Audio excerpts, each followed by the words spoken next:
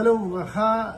Nous sommes veille de Shabbat Hukat, un Shabbat où la Parasha et la Haftara nous livrent un des secrets de la compréhension des secrets de l'histoire d'Israël. À savoir, rien ne se passe et rien ne se comprend du premier coup comme cela apparaît.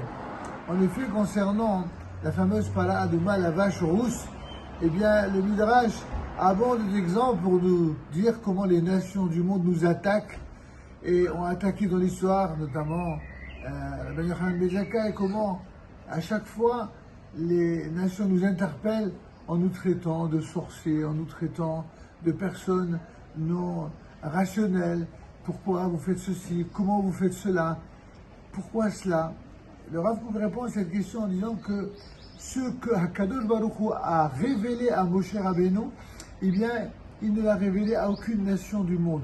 Et dès lors, ce que Moshe Rabbeinu comprendra, il sera le seul à comprendre le secret de la Para Aduma, de la fameuse vache rousse, et à l'image de la Para Aduma, la cohérence globale de la Torah n'est véritablement comprise que par les grandes lumières du peuple d'Israël, c'est-à-dire nos Hachamim.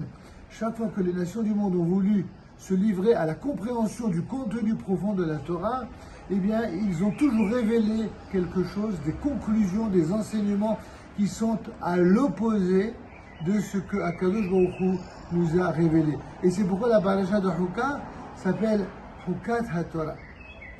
C'est-à-dire que c'est pas simplement la vache rousse qui est une Hukat HaTorah, qui est une loi de la Torah, mais l'ensemble de la Torah et des mitzvot de la Torah à l'image de cette mitzvah de la vache rousse, eh bien, est Hukat HaTorah.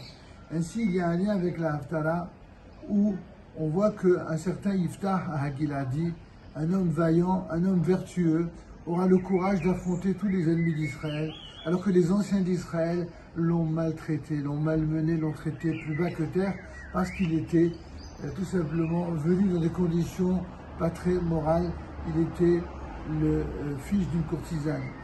Et voici que ce sont les sages d'Israël qui vont lui dire, lorsqu'ils seront confrontés à la guerre contre Ammon, eh bien, c'est toi qu'il nous faut, tu es l'homme de la situation, prends la tête du combat.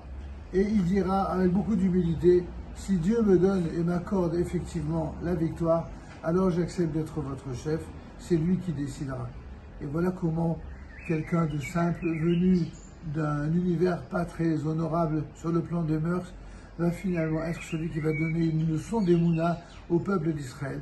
La même leçon d'Emouna dont on doit être imprégné lorsqu'il s'agit de comprendre que la Torah, on ne peut la comprendre vraiment et l'appliquer vraiment que si on accepte de se soumettre librement à la volonté du Très-Haut.